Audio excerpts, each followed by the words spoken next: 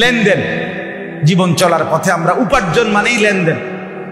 যে আমরা যেভাবে উপার্জন করি, চাকরি বলেন, ব্যবসা বলেন, ক্ষেত বলেন, খামার বলেন, জমির কেনা বেচা বলেন, প্রতিনিয়ত আমরা জীবন চলতে উপার্জন করতে গিয়ে যাই করছি সবকিছু লেনদেন কিনা? কথা বলেন না। এই লেনদেনের মধ্যে হালাল কোনটা, হারাম কোনটা, জায়েজ কোনটা, না জায়েজ কোনটা, বৈধ কোনটা, অবৈধ কোনটা, এটা সংশোধন করা আপনার জন্য লাভ, বাধ্যতামূলক। এটা আপনার ইসলাহের অংশ, এটা আপনার তাজকিয়ার অংশ, এটা আধ্যাত্মিকতা, এটাই তরিকত, তরিকতের এটাও একটা অংশ। ইমাম মুহাম্মদ রাহমাতুল্লাহি আলাইহি জগৎ বিখ্যাত ইমাম ছিলেন। ইমামে আজম আবু হানিফা রাহমাতুল্লাহর শ্রেষ্ঠতম শাগরিদ ছিলেন ইমাম মুহাম্মদ, জগৎ বিখ্যাত আলেম। 3 জন খলিফা বাদশাহ ওনার ছাত্র ছিলেন, এত বড় আলেম ছিলেন। এই উনাকে একবার উনার জামানায় উনি ইসলামের প্রায় সকল বিষয়ে কিতাব লিখছেন। তো উনারে একদিন বলছে, হুজুর তাসাউফ, আধ্যাত্মিকতা, সুলুক, এই বিষয়ে আপনি কোনো কিতাব লিখলেন না? বললো, হ্যাঁ লিখছি তো। বলছে, কই, কোথায়? আমি যে কিতাবুল বুয়ু মুআমালাত, মানুষের লেনদেন সম্পর্কিত যেই কিতাবগুলো লিখছি, যেই অংশগুলো, এইটাই হচ্ছে আধ্যাত্মিকতা, এটাই তাসাউফ, এটাই সুলুক। অর্থাৎ কোনো মানুষের লেনদেন সঠিক, কোনো মানুষ হালাসা চলে, কোনো মানুষ জায়েজ না জায়েজ বাইসা চলে, এটা সবচেয়ে শ্রেষ্ঠতম আধ্যাত্মিকতা, এটা সবচেয়ে শ্রেষ্ঠতম সুলুক, তরিকত। বুঝেন না? এমনি তো আপনি করে বেসাদ ধরেন, কথা বুঝছেন না? এমনি খুব একটা বুজুর্গির বাপ, আপনি তো আপনার লেনদেনের মধ্যে সুদ, আপনার লেনদেনের মধ্যে 2 নম্বরই, লাভ হইল কি? আমাদের এই কুয়ানি, এটাদের অর্থ কি? কথা বলে। এই জন্য 3 নম্বরে প্রত্যেক মানুষের লেনদেন হালাল হারাম বাইসা, কোনটা জায়েজ কোনটা না জায়েজ, কোনটা হালাল কোনটা হারাম, আমার জীবনে আমার লেনদেন। আপনি যদি জমির কেনা বেচা করেন, তো এখানে হালাল হারাম কি জেনে নেওয়া ফরজ। আপনি যেই ব্যবসা, যেই চাকরি, যেই কামাই করেন, সবই না জানেন, আপনি যেই দোকানদারিটা করেন, এখানে হালাল হারাম কি কি, এটা জেনে নেওয়া আপনার জন্য ফরজ। ফরজ যে হুজুর আমার দোকানের মাল এই, আমারে কোম্পানি দেয় এমনে, আমার থেকে টাকা নেয় এভাবে, আমি এই কথাটা, আমার কোনটা হালাল কোনটা হারাম, আমারে যে বদনার লগে বালতি দেয়, বালতির লগে বদনা দেয়, বোঝেন না কথাটা, আমারে লোডার লগে বদনা দেয় ফ্রি, তো এটা হালাল না হারাম এটা জানার কোনো নিয়ম নাই না? এমনি কোম্পানি যেটা দেয় দেয়। কথা বলেন না কেন? আব্দুল সালাম ভাই কর না কেন? মানে দিন, আপনার ব্যবসা, আপনার যেটুকু, এটুকুর মধ্যে হালাল হারাম জেনে নেওয়া, এটা আপনার জন্য ফরজে আইন, ফরজে আইন। জমির লেনদেন, এই যে আমাদের সমাজে অহরহ আপনার বন্ধকের যেই নিয়মটা চলে আমাদের সমাজে, কোনো গুনাহ 1000 বছরও যদি চলে, তারপরও গুনাহ গুনাই, হারাম হারামে। এই যে আমাদের দেশে যে 20 শতক 30 শতক জায়গা আমি আপনারে দিলাম, আপনি আমারে 50,000 টাকা কি দিছেন? দিছেন। এর নিয়ম কি? বন্ধকের নিয়ম হইল, আমাকে দেশের নিয়ম হইল, যতদিন পর্যন্ত আমি এই টাকা শোধ করতে না পারবো, ততদিন পর্যন্ত ওই বেটা জমি এটা কি করে? চাষাবাদ করে ভোগ করে। এটা 100 হারাম, 100 হারাম, 100 হারাম, হারাম হারাম হারাম, হারাম ব্যাপার। এটার থেকে যে টাকাটা কামাই খায়, হারাম খায়, শতভাগ হারাম। আপনি যদি বলেন, ওমা এই কথা তো আর শুনছিলেন না, আপনি শুনছেন, আপনি শুনছেন না কেন? আপনি জিজ্ঞাসেন, কথা বলেন না কেন? আপনি জিজ্ঞাসা করছিলেন নি যে হুজুর আমি যে জমির এই লেনদেন করব, একজন মুফতি সাহেবের কাছে, আলেমের কাছে জিজ্ঞাসিলেন? যদি বলেন না জিজ্ঞাসি, উনি আমারে হালাল কইছে, তো হে হুজুরে এখন নামটা কোন, তার বিচার আমরা মিল্লা করি। সেই হে হুজুর কেডা? ফয়েজ ভাই নাকি? বলেন, জিজ্ঞাসাই তো করেন। আর রাখো হুজুরের কথা ধরলে চলতো না, সব কথা হুজুরের ধরে ফাটতা না। আরে আপনি পন্ডিত মাতবুরি, হ্যাঁ, জিন্দিগি মানে চা দোকান, জীবন মানে বন বিড়ি, এই কদ্দুরি খাইয়া দাইয়া যাব জীবন কাটাইলে, এটাই জীবন। এই ভাত মাছ চাল ডাল ফাঙ্গাস তেলাফিয়া এই জীবন? আস্তাগফিরুল্লাহ। কবর, আখিরাত, পরকাল, এরপরে গাছের ফল এখনো পরিপক্ক হয় নাই, বেচা লাইলেন কারে জিগায়া। পুকুরের মাছ আপনি দেখেনও নাই, আপনার কোনো আন্দাজও নাই, আপনি কি সবটা মাইপা কেমনে হালাল পন্থায় বেচা কিনা করতে হয় সম্পূর্ণ আন্দাজের উপরে বিক্রি করে ফেললেন। তো এটা হালাল হলো না হারাম হলো জিজ্ঞেস করছিলেন? এর কি কোনো মাসালা নাই? এটার কি কোনো নিয়ম নাই? এই জন্য বাপ মুআমালা 3 নাম্বার, লেনদেন সংশোধন করা চাই, ঠিক করতে হবে লেনদেন। 4 নাম্বার মুআশারাত, পারস্পরিক আচরণ। আমি একজন মানুষ, এই আমার সাথে এই পৃথিবীর যত মানুষ, কেউ আমার মা বাবা, কেউ আমার দাদা নানা, কেউ আমার স্ত্রী, কেউ আমার ছেলে মেয়ে, কেউ আমার ভাই বোন, কেউ আমার চাচা দাদা, কেউ আমার মামা ফুফা, কেউ আমার বন্ধু, কেউ আমার প্রতিবেশী, কেউ আমার পার্টনার, কেউ আমার সাথে একলগে সফরে গেছি, ইত্যাদি ইত্যাদি। এই পৃথিবীর প্রত্যেক মানুষের সাথে আমার যে সম্পর্ক, এই প্রত্যেকের সাথে কার সাথে আমার আচরণ কি হবে এটা জানা শরীয়ত থেকে, দিন থেকে, এটা আমাদের জন্য ফরজ দায়িত্ব। এবং সেই আলোকে আচরণ সংশোধন করা, এটা আমাদের ইসলাম সংশোধনের অংশ। আমার মা, আমার তার অধিকার আমার কাছে করবে, আমার জানা দরকার। আমার স্ত্রী, তার অধিকার আমার কাছে করবে। আপনি যে আপন স্বাস্থ্য ভাই, আপনার আপন ভাতিজা, আপন ভাই, তারে এই পরশুদিনও আমি এক জায়গায় মাহফিলে গেছি, চেয়ারম্যান সাহেব বক্তব্য দিছে আমার বয়ানের পরে মুনাজাতের আগটাই, উনি বলতেছেন আফসুস করে আপন ভাই, রক্তের ভাই, এই বেচারার ঘরের পাশ দিয়া শুধুমাত্র মানে 1 হাত জায়গা যদি দেয়, ওই পিছনের ভাইয়ের রাস্তা বাইর হইতে পারে, রাস্তা দিয়ে বাইর হইতে পারে, এ দেয় না, দিত না, ফেরে দিত না জায়গায়, 1 হাত জায়গা ছেড়ে দিবে না। প্রয়োজনে 30 বছর এটা লইয়া মামলা করবে, দিত। কিন্তু এবারে ওই 30 মাইল দূরে আরেকখানে গিয়া সেইখানে মাহফিলে বা মসজিদে অথবা কোনো জায়গায় কোনোখানে 30,000 টাকা দান কইরা একটা বিরাট স্লোগান লইয়া বাইতে যাচ্ছে, হ্যাঁ, জনাব অমুক 30,000, সবাই কইছে মার হাবা, হাবারে মার মার, মাশাআল্লাহ, খুশিতে মার হাবা লইয়া আইয়া করছে। ভাই ওই বেড়ার কপালে জুটে গেল, এখান থেকে বাড়ি চান্দিরাওয়ালার কপালে জুটে গেছে 30,000 টাকা। আপন চাস্তো ভাই, 1 বিঘত জায়গা, তারে 500 টাকা দিলে, তারে 10,000 টাকা দিলে তার ছেলেটার ফর্ম ফিল আপ হয়ে যাইত। কথা বুঝছেন না?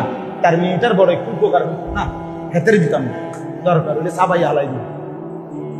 এটা কি ইসলাম? এটা দিন?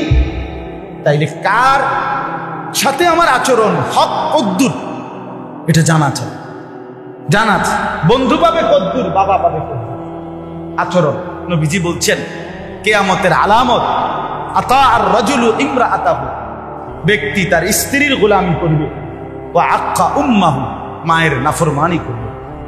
নবীজি বলছে আকসা আবাহু আদনা সাদিকাহু, কিয়ামতের আলামত বাবাকে দূরে সরিয়ে দেবে, বন্ধুকে কাছে টেনে। হ্যাঁ, অসংখ্য যুবক আজকে ইয়াং ছেলে পেলে বন্ধুদের সাথে ঘন্টার পর ঘন্টা, ঘন্টার পর ঘন্টা জিন্দেগির সমস্ত উপার্জন সবকিছু বন্ধুদের পিছনে শেষ। কিন্তু বাবা ডাক দিল, তার সামনে 2টা মিনিটের জন্য বসতে তার রাজি না। বাবার সাথে সে দুশ্মনী, পরিবারের সাথে তার দুশ্মনী, কিন্তু বন্ধুদের সাথে তার গভীর মাথা। এটা তো ইসলাম না, এটা তো দিন না। তাহলে আমাদের পারস্পরিক আচরণ, কার সাথে আমার কি আচরণ, এটা ঠিক করা আমাদের জন্য জরুরি। আর সর্বশেষ হলো 5ম নাম্বার হলো আখলাক। প্রত্যেক মানুষের ভিতরে কিছু চরিত্র আছে, মন্দ চরিত্র, উত্তম চরিত্র। যেমন হিংসা, এটা উত্তম চরিত্র না মন্দ চরিত্র? এটা দূর করা ফরজ। আবার মানুষের কল্যাণ কামনা করা, এটা উত্তম চরিত্র না মন্দ চরিত্র? এটা আনয়ন করা, নিজের মধ্যে এই মানসিকতা তৈরি করা, এটা আমার দায়িত্ব। কৃপণতা, এটা উত্তম না অপছন্দনীয়? এটা ত্যাগ করা। দানশীলতা, এটা উত্তম কিনা? এটা আর। এই জন্য প্রত্যেক মানুষের কিছু মন্দ চরিত্র আছে, সেগুলো সরানো, উত্তম চরিত্র আছে, সেগুলো আনা। এটাকে বলা হয় আখলাক। তাহলে কয়টা হইল? 5। এই প্রত্যেক মানুষ তার জীবনে উলামায়ে কেরামের কাছ থেকে কোরআন সুন্নাহর আলোকে এই 5 জিনিস সংশোধন করতে হবে। নিজের ঈমান আকীদা 1, 2 নিজের ইবাদত আমল, 3 নিজের মুআমালাত লেনদেন, 4 নিজের মুআশারাত সমাজের সকলের সাথে তার আচরণ, 5 তার ভেতরের আখলাক চরিত্র। তাহলে একজন মুসলমানের দিন শেখা, কোরআন সুন্নাহর মাসআলা শোনা, জানা কি পরিমাণ দরকার। আমাদের দেশে মাহফিল বছরে একবার মাহফিল হইয়া 2 বার হইলেই অনেকের মাথা ব্যথা। এত ওয়াজ দিয়ে করে কি? এত ওয়াজ দিয়া ঘাস কাটে, এত ওয়াজ দিয়া ঘাস কাটে। প্রতি মাসে ওয়াজ দিয়া করে কি? আপনি জানেনটা কি? আপনার শিখা হইল কদ্দুর এখনো? বলেন। ইমাম সাহেব জুমার নামাজে বয়ান করে, সামনের কাতারে মুসল্লি, হুজুরের ওয়াজ শুরু, এবার জুরানি শুরু। আপনি দেখবেন অসংখ্য মুসল্লি আপনি চাইয়েন, ইমাম সাহেবের বয়ান শুরু, এবার কি এরকম করে বর্ষি দিয়া মাছ ধরে। বুঝলেন? ইমাম সাহেবের ওয়াজ শেষ, এবার জুরানি শেষ। এবার আপনি যদি জিজ্ঞাসা করেন, চাচা আর জুরাইতেন না? বলবে জুরাইলাম হইলে, কিন্তু হুজুরে তো ওয়াজ শেষ করে দিছে, এটা হুজুরের দোষ। হুজুরে ওয়াজ থামাইলো কেন? হুজুরে যদি ওয়াজ চালু রাখতো তাহলে উনি আরো জুরাইল। তাহলে আপনি কি শুনলেন? দিন কি শিখলেন? বাপ, আমার অনুরোধ আপনাদের কাছে, আরেকটু কাজে লাগান হায়াত, জিন্দেগি আরেকটু কাজে লাগান। এত খামখেয়ালি মনে করেন, এত চালাক মনে করেন না বাপ, এত চালাক মনে করেন। ইসলাম শুধুমাত্র একটি আমল, 2টি আমলের নাম ইসলাম না, পুরা দিন মানার নাম ইসলাম, পুরা দিন মানার নাম মুসলমান। আখিরাতে রব্বুল আলামিনের কাছে পুরা দিন বুঝাই, ঘন্টা মিনিট সেকেন্ড হায়াতের বুঝাই। আল্লাহ তাআলা কোরআনে বলছেন, ফালা তাজলিমু ফীহিন্না আনফুসাকুম। বান্দা, মাস আমার, বছর আমার, সপ্তাহ আমার, দিন আমার, ঘন্টা আমার, সেকেন্ড আমার, মিনিট আমার, আমার দেওয়া সময়ে নিজের উপরে গুনাহ করে নিজের উপরে জুলুম করো না, নিজের বরবাদ করো না। আমি বান্দা সময় দিছি লম্বা, হায়াত দিছি লম্বা, কিন্তু আমি কসম বান্দা, আমি কিন্তু ছেড়ে দেব না। আমার সেকেন্ড, প্রতি সেকেন্ডের হিসাব আমি নেব, প্রতি মিনিটের হিসাব আমি নেব, আমার এই হিসাব দিতেই হবে। তুমি এটা তামসা মনে করো, বিকাল বেলা এটা ফালতু টাইম, রাত্রেবেলা ভাত খাইবার পরে এটা বেহুদা টাইম, আপনি বইয়ে বইয়ে মোবাইল টিপবেন আর বেডি চাইবেন আর নাচ গান দেখবেন, এই সময়ের কোনো দাম নাই। এটা আপনার আব্বার সময়। হ্যাঁ, সময় এটা আপনার আব্বার, এটা আপনার দাদার সময়। সময় কার? আপনাকে জবাব দিতে হবে না? এই আয়াতটা শুনেন এইবার, তাইলে আমার কথা শেষ। এই আয়াত আল্লাহ তাআলা বলেন, ওয়াহুয়াল্লাযী জাআলাল লাইলা ওয়ান নাহারা, তিনি আল্লাহ যিনি বানিয়ে থাকেন আল লাইলা ওয়ান নাহারা, রাত এবং দিন। তাহলে রাত এবং দিন কে বানান? আল্লাহ। তাহলে প্রতি মিনিট, প্রতি সেকেন্ড পরিবর্তন করে কে? ইউকাল্লিবুল্লাহুল লাইলা ওয়ান নাহার। আল্লাহ বলেন, আল্লাহই রাত এবং দিন পরিবর্তন করে থাকেন, পরিবর্তন করে থাকেন। আল্লাহ বলেন, তিনি আল্লাহ যিনি রাত এবং দিন বানান। খিলফাতান, কিরকম বানান? পর্যায়ক্রম, ধারাবাহিক, বাই রোটেশন। একবার রাত, একবার দিন, একবার রাত একবার দিন, একবার রাত একবার দিন। এর কোনো ব্যতিক্রম আছে? কথা বলেন, এর পরিবর্তন আছে? আপনাদের আমাদের কারো সুবিধার জন্য অসুবিধার জন্য একসাথে 48 ঘন্টা রাত থাকার সুযোগ আছে? 72 ঘন্টা দিন সুযোগ আছে কি কোনো? আল্লাহ বলেন অহুয়াল্লাযী জাআলাল লাইলা ওয়ান নাহারা খিলফাতান, তিনি আল্লাহ যিনি রাত এবং দিনকে বানান। খিলফাতান মানে পর্যায়ক্রম, ধারাবাহিকভাবে, বাই সিরিয়াল, একবার রাত একবার দিন, একবার রাত একবার দিন। এখন প্রশ্ন হলো, আল্লাহ বলেন যে যদি আমাকে প্রশ্ন করো আল্লাহ আপনি রাত কেন বানান, আপনি দিন কেন বানান, এই সময় কেন দিলেন, এই হায়াত কেন দিলেন, জীবনের এই ঘন্টা মিনিট সেকেন্ডগুলো কেন বদলাচ্ছেন? আল্লাহ বলেন দুই উদ্দেশ্য। এক, লিমান আরাদা আন ইয়াযাক্কারা, যারা আমি আল্লাহকে স্মরণ করতে চায়, আমার জিকির করতে চায়, আমার বন্দিগি করতে চায়, আমার গোলামি করতে চায়, আমি তাদের জন্যই রাত বানাই, তাদের জন্যই দিন বানাই। কোন সিটার, বাটপার, কোন সুদখোর, ঘুষখোর, হারামখোর, কোন নাফরমান, বেহায়া, পাপী, খোদার কসম আল্লাহ বলেন এই সমস্ত সিটার বাটপারের জন্য আমি রাত দিন বানাই নাই, আমার গোলামি, আমার বন্দিগি করে নেওয়ালা বান্দাদের জন্য বানাচ্ছি। وهو الذي جعل الليل والنهار خلفة لمن أراد أن يذكر, যারা যারা আমি আল্লাহর গোলামি করে, জিকির করে, আমাকে সেজদা করে, রাত যদি আমি না আনি আমার বান্দা তাহাজ্জুদ করবে কেমনে? সকালের সূর্য যদি আমি না উঠাই আমার বান্দা ইশরাক করবে কেমনে? দ্বীপ প্রহর যদি আমি না বানাই আমার বান্দা যোহর পড়বে কেমনে, আসর পড়বে কেমনে? সূর্য যদি আমি না ডুবাই মাগরিব হবে কিভাবে? এই জন্য রব্বুল আলামিন বলে সময় বদলাই, রাত আনি, দিন আনি, সবগুলো ঘন্টা মিনিট সেকেন্ড আমি রব্বুল আলামিন আমার বন্দিগির জন্য।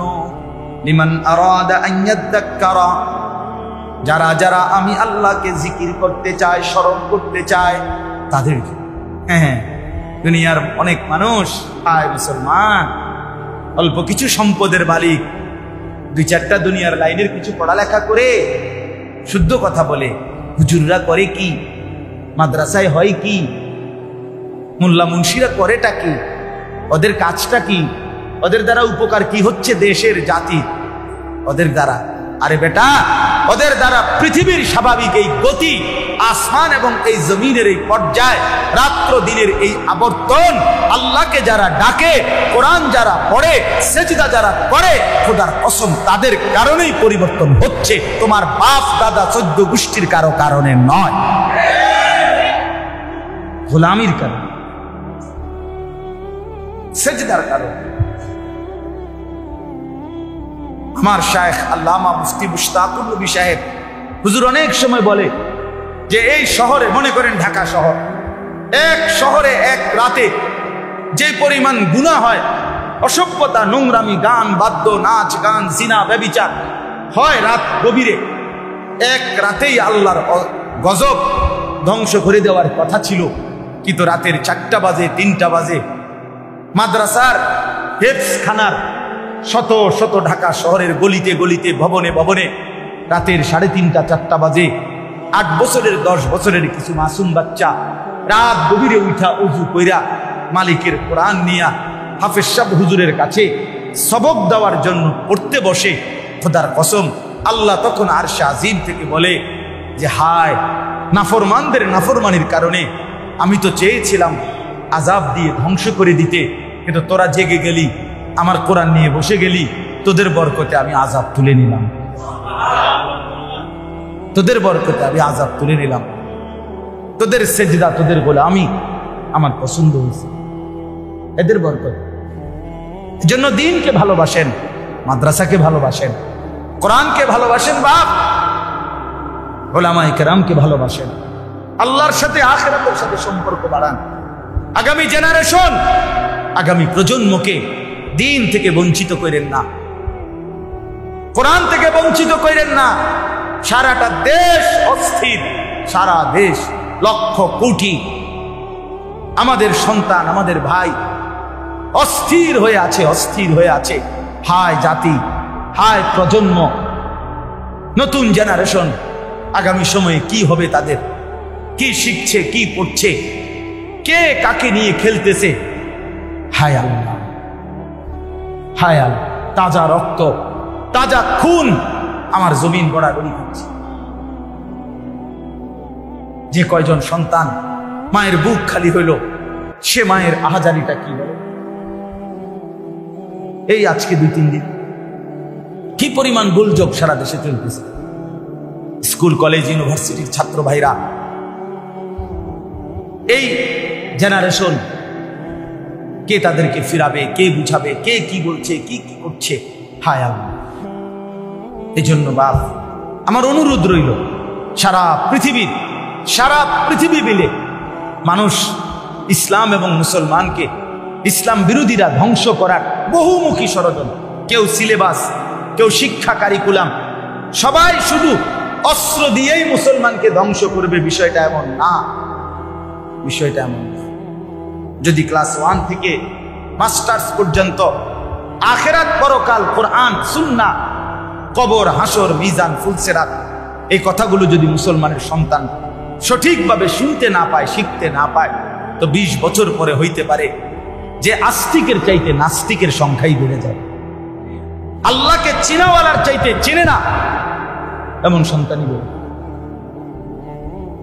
এখনই তো আমাদের হালাত হইল, অসংখ্য ছেলে পেলে, অসংখ্য মুসলমান আল্লাহর কোরআন না পারা, না পড়া, শিখতে শুদ্ধ দেখে দেখেও করতে পারে না। এটা যে একটা অপরাধ, এইটাও তো স্বীকার করতে চায়। আপনি বোঝেন নাই আমাদের কথা।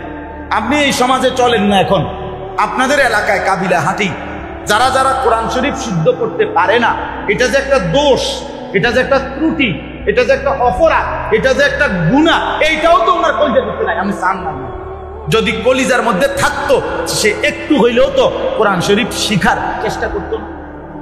এটা যে অপরাধ, এটা এটাই বোঝে না এখন।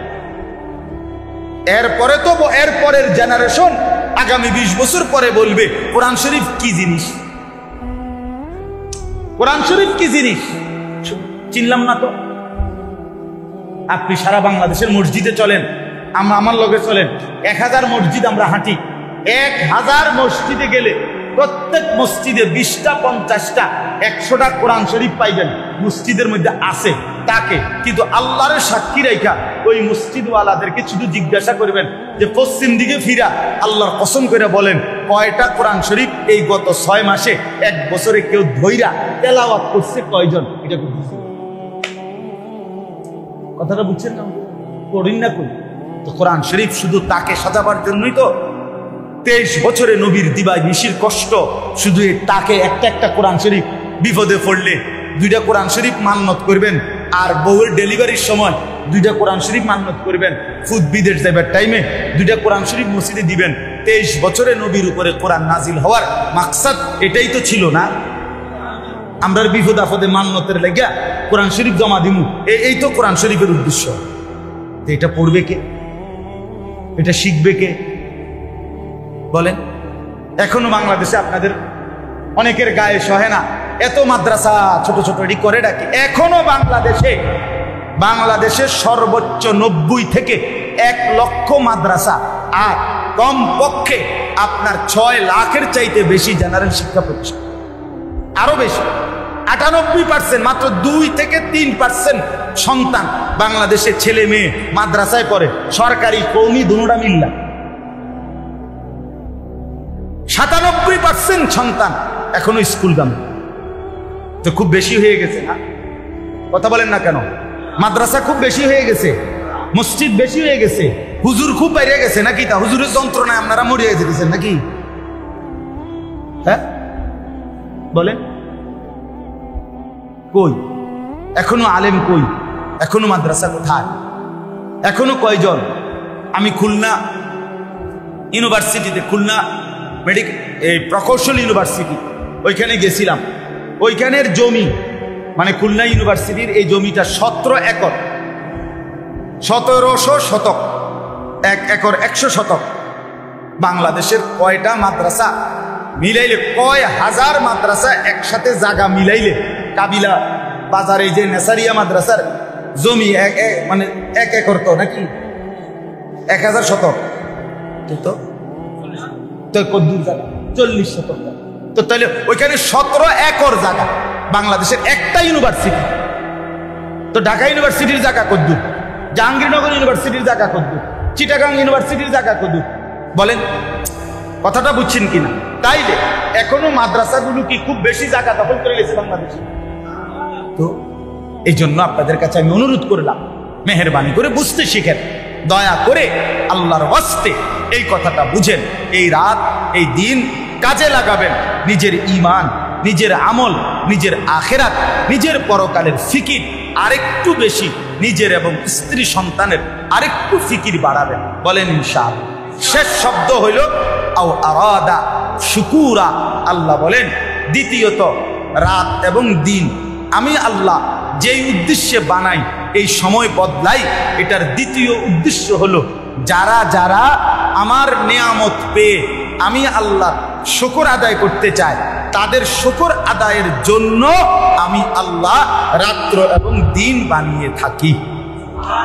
অর্থাৎ আমার শুকর আদায় করবে, আল্লাহ আমাকে খাওয়াইছেন, পড়াইছেন, স্ত্রী দিছেন, সন্তান দিছেন, মাল দিছেন, সুখ দিছেন, স্বাচ্ছন্দ্য দিছেন, শরীর স্বাস্থ্য দিছেন, জীবন যৌবন দিছেন। আল্লাহ আপনার শুকর, আপনার জন্য সেজদা দিলাম, আপনার জন্য দান করলাম, আপনার জন্য সাদাকা দিলাম, আপনার জন্য হজ করলাম, আপনার জন্য যাকাত দিলাম। এই যে ইবাদতের মাধ্যমে শুকর আদায় করা, আল্লাহ বলেন আমার শুকর আমার স্মরণ, আমার শুকর আমার স্মরণ। এই দুই উদ্দেশ্যের জন্য পৃথিবী বদলাচ্ছি, সময় পাল্টাচ্ছি, রাত্র দিন বানাচ্ছি। আল্লাহ তাআলা আমাদের প্রত্যেককে নিজের হায়াত, নিজের সময়, এই জিন্দেগির কদর করবার তৌফিক দান করেন। দয়া করে আর কোনো দিন ফিরবেন না, আমিও না, আপনিও না, একবারই কবরে যাবেন, আর আসবেন না। কাজে আসার আর কোনো সুযোগ নাই।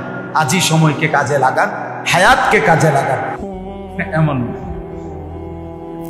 সবাই যার যার মতোই থাকবে, সবকিছু চলমান, এরই মধ্যে ইসরাফিল ফুল। এই জন্য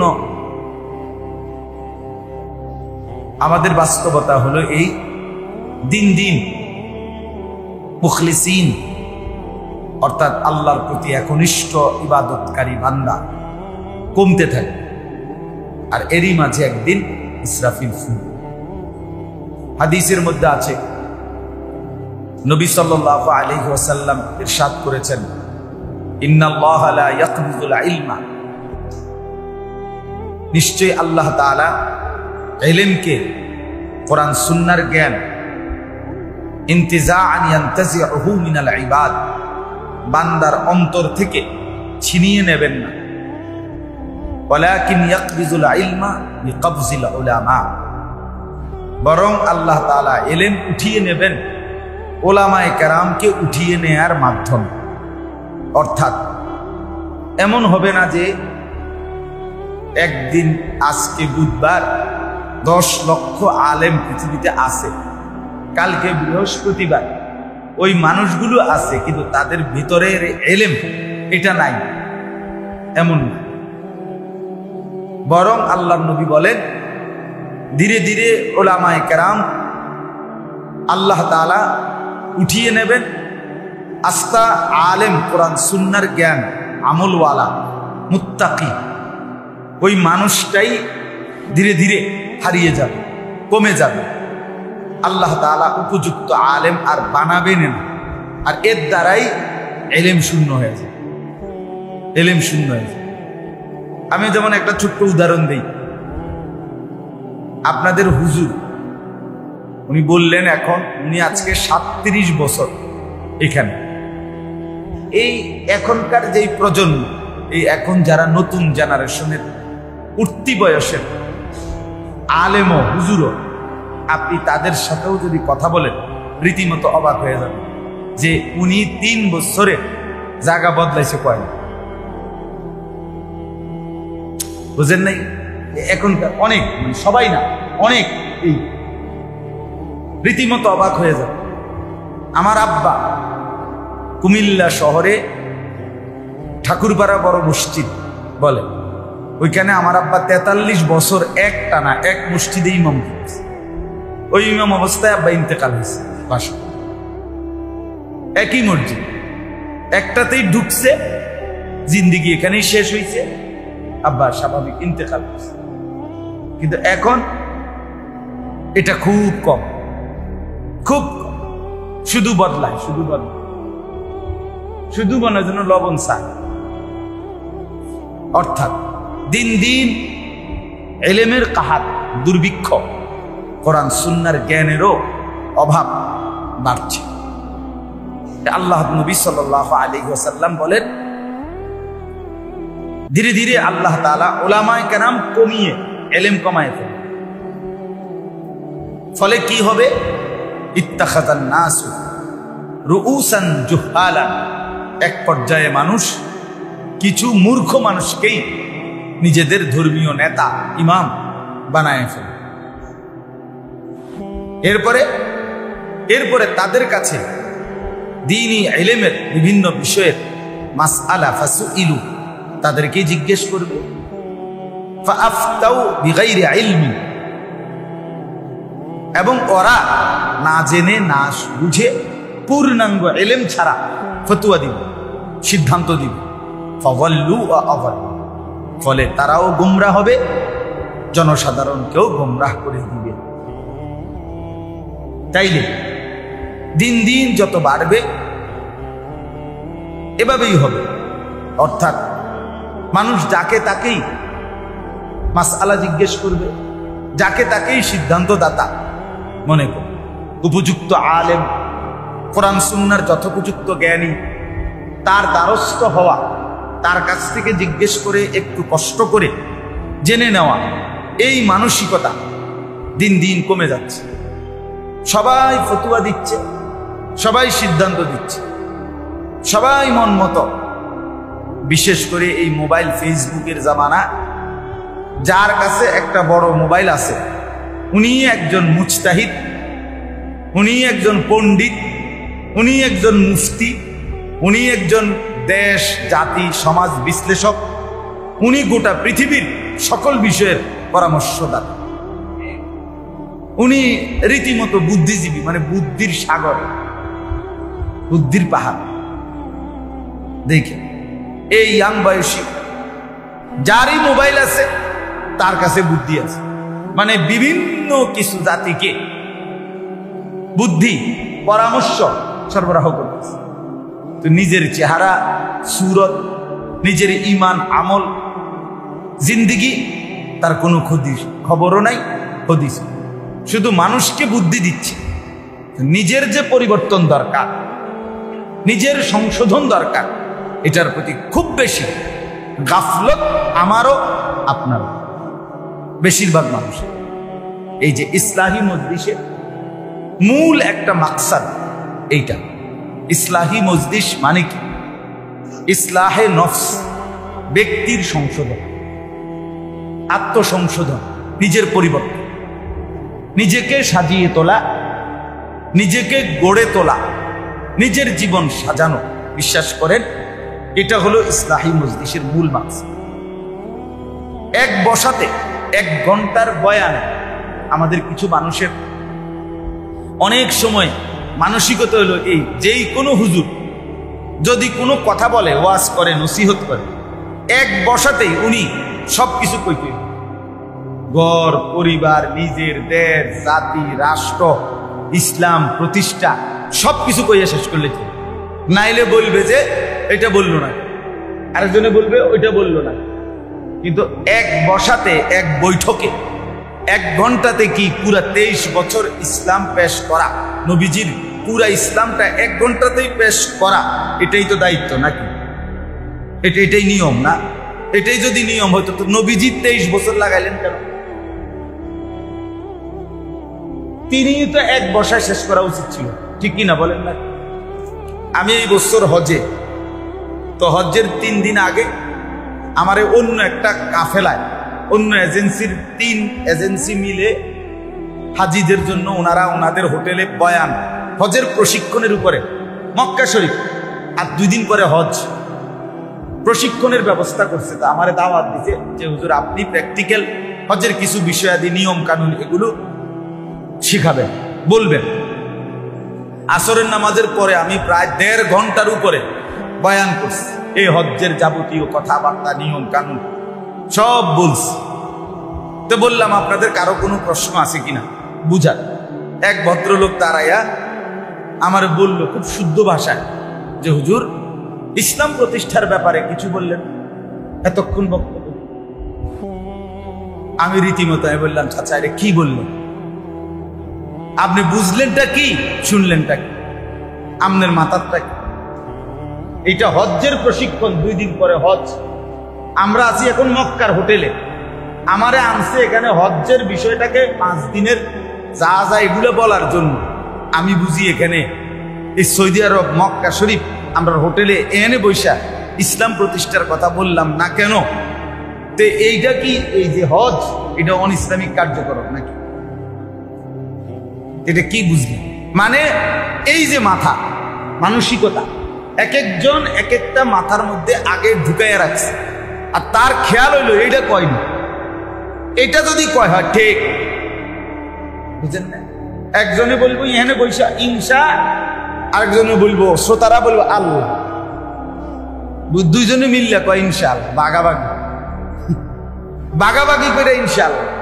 ফলে কি দাঁড়াইলো, বক্তা সাহেবেরও ইনশাআল্লাহ হয় নাই, শ্রোতা সাহেবেরও ইনশাআল্লাহ হয় নাই। কারণ উনি তো কইছে ইনশা, খাবারটা কইছে কি আল্লাহ, তো তো ইনশাআল্লাহ কই হইল না? ওনার ইনশাআল্লাহ পুরা কইল না, শ্রোতা ইনশাআল্লাহ কি, উনি কইল ইনশা, হেরা কইল কি, তো এটা ইনশাআল্লাহ হইছে। আমার ইনশাআল্লাহ পুরা হইছে, আপনাদের ইনশাআল্লাহ পুরা হইছে। এই ফলে অর্ধেককে ইনশাআল্লাহ হওয়ার কারণে কারো কপালে আর আনন্দ কেন? এই জন্য বাপ আমি মূলত কাউকে বিদ্রুপ করা মাকসাদ না, বুঝাইতে চাচ্ছি বাস্তবতা হলো ইসলাহি মজলিসটা কি।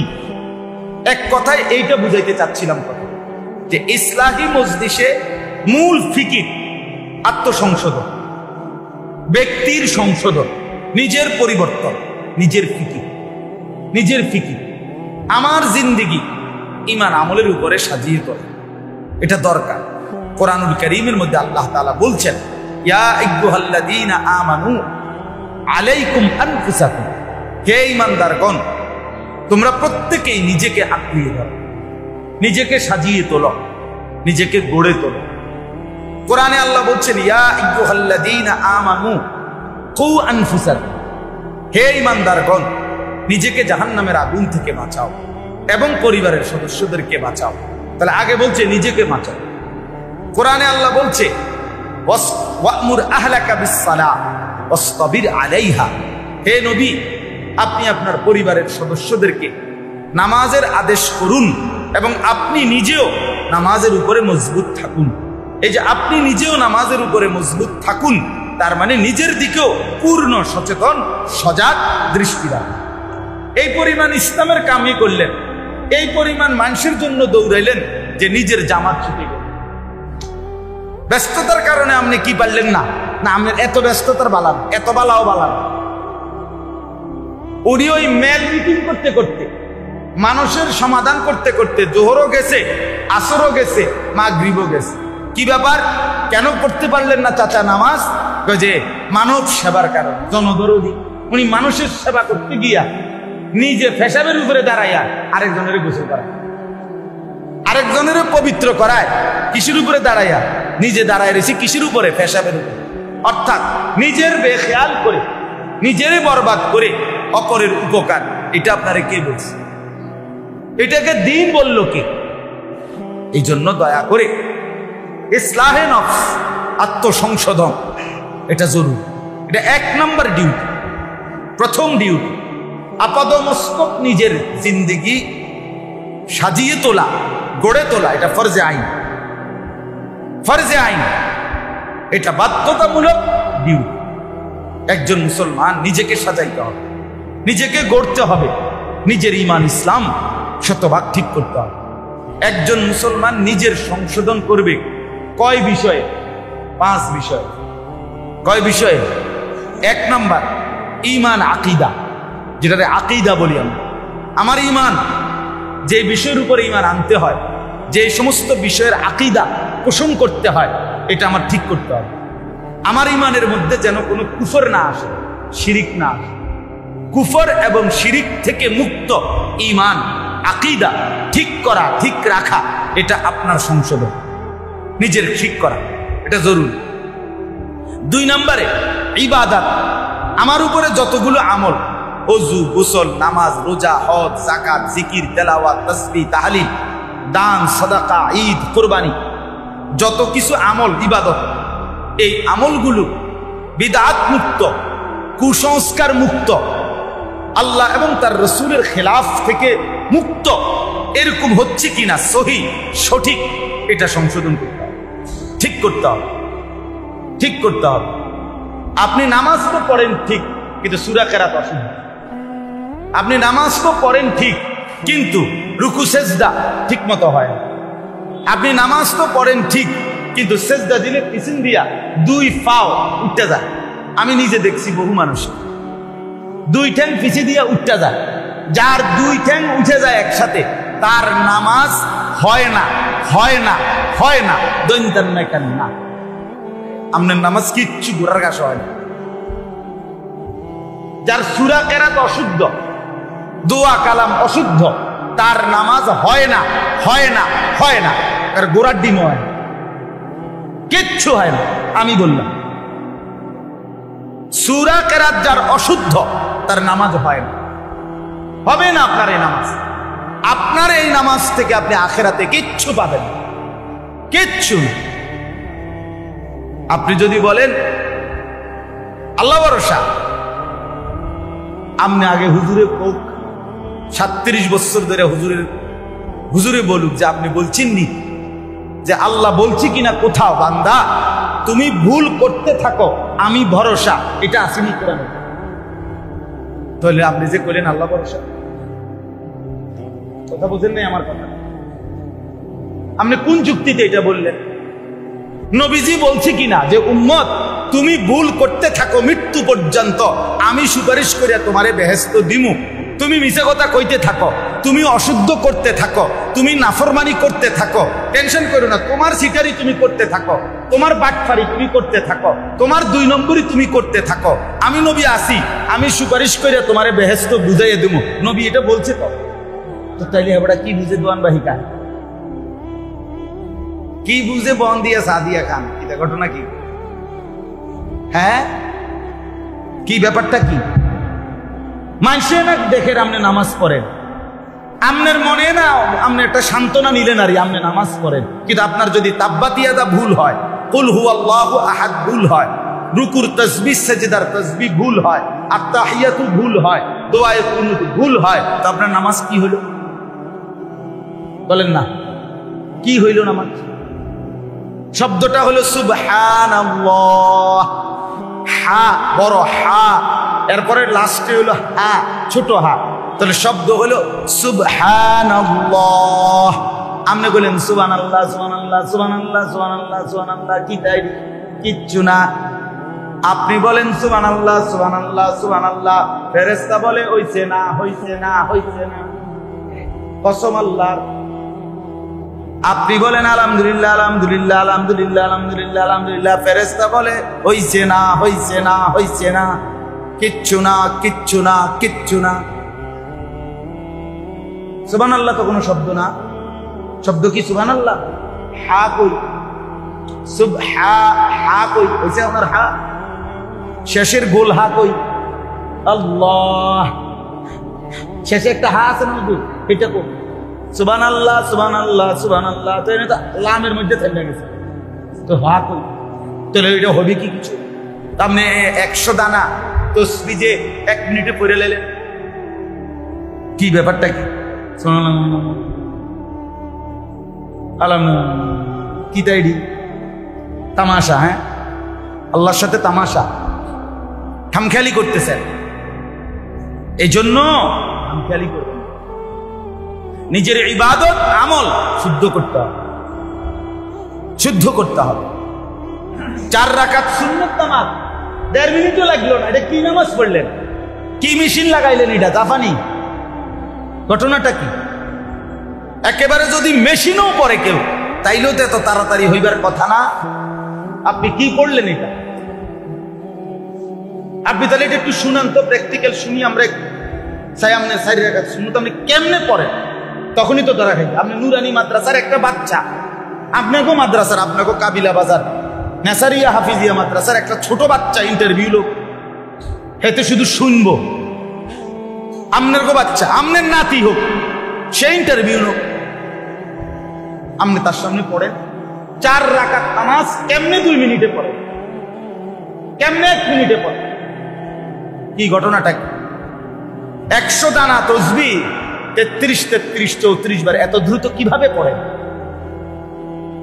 তামাশা তামাশা। বুঝ দাও না রে, একটা বুঝ দাও না। আমার একদিন একজনে বলছে, 20 রাকাত তারাবি পড়ি আমরা 13 পাই না ফেরেশতা। আমি বলছি, চাচা মনে রাখেন আমার নাম আনিস, হাসরের ময়দানে ফেরেশতাও আপনারে বলবো, চাচা আপনি 13 পাইছি না, আমরা আপনি কোন সময় পড়ছি এই জন্য লিখছি না, 13 পাইছি না। আপনি যেহেতু 13 পাইছেন না, ফেরেশতাও কি পাইছে না? 13 পাইছে না। আপনি অটো নামাজ, আপনার এই মেশিনের নামাজ, এটি ফেরেশতা 13 পাইছে না। কি ঘটনাটা কি? 20 রাকাত তারাবি পড়লেন, আপনি 13 পাইলেন না। আপনি কি নামাজটা পড়লেন? এটা ইনসাফ কি বলে? 8টার সময় নামাজ দাঁড়াইছে, খতমে তারাবি, 4 রাকাত ফরজ, 2 রাকাত সুন্নত, 20 রাকাত তারাবি, 3 রাকাত বিতির। কারেক্ট যখন 9টা বাজে শেষ করলো, খালাস, সব শেষ। আমি এক জায়গায় একবার পড়ছি, এইবার এক জায়গায় মেহমান হয়ে গেছিলাম, ওই মসজিদে পড়ছিলাম ভুলে, আল্লাহু আকবার। আমি মানে বুঝলাম যে এটা মানে ডাইরেক্ট মেশিন, ইনটেক মেশিন লাগাই, মানে জাপানিরা একটা ডাইরেক্ট শুধু এই কোম্পানি মনে ফকির হয়ে গেছে এই মেশিন বানাইতে। এত দ্রুত কিভাবে পড়লো সে? পরে নামাজের পরে ওনারা আমার বললো, হুজুর আমগরে একটু কথা বললেন। আমি বললাম, হ্যাঁ আমি তো অপেক্ষায় আছি, একটু কইতাম আমনগরে কইতাম না তো কারে করব। পরে বললাম, পরে ওয়াদা করাইয়া 2 জন হাফেজ সাহেব মসজিদের কমিটির লোকদের যে আগামীকাল থেকে এই 1 ঘন্টার সাথে আরো আধা ঘন্টা সময় যুক্ত করা হবে, এই 1.5 ঘন্টা তারাবি পড়বেন, এই কথা ওয়াদা করাইয়া তৈমুনা যাইতেছে। এইবার রমজান। যাই হোক বাপ, আমার উত্তর হলো এই কথা বলা যে মেহেরবানি করে নিজের ইবাদত আমল বুড়ো বয়সের মুরব্বীরাও খামখেয়ালি করেন। আমার বাপ এখানে ভুলটা ঠিক করে নিলে কোনো শরম নাই, কোনো লস নাই। একজন আলেমের কাছে, একজন ইমামের কাছে, একজন মুয়াজ্জিনের কাছে, একজন হাফেজ সাহেবের কাছে ছোট হইলে যে একটু সংশোধনের জন্য, এতে লজ্জার কিচ্ছু নাই। হাসরের ময়দানে যখন টাঙ্গাইয়া ফিটবো, কবরে যখন টাঙ্গাইয়া ফিটবো ফেরেশতা, তখনকার লজ্জা কিন্তু ঢাকবার আর জায়গা মিলবে না। এখন অহংকার করেন।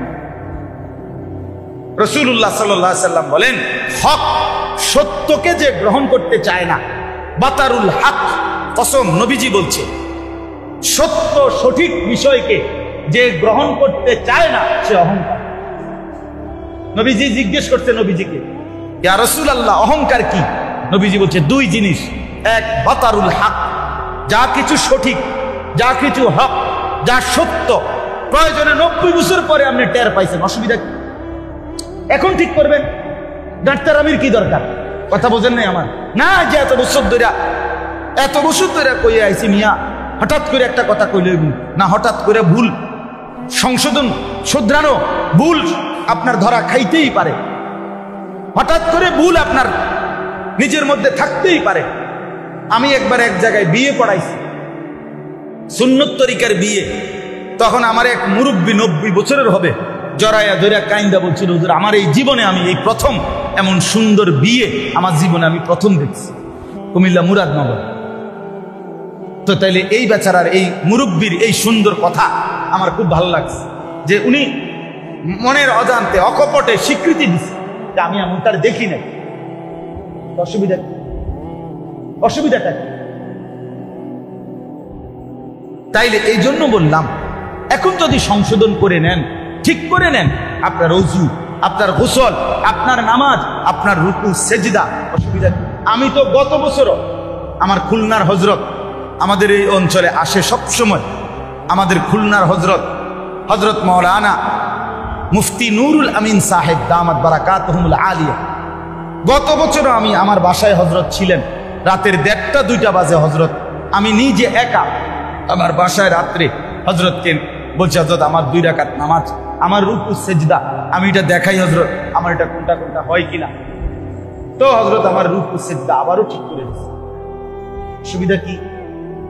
এত সমস্যাটা কোথায়? এত সমস্যা কোথায়?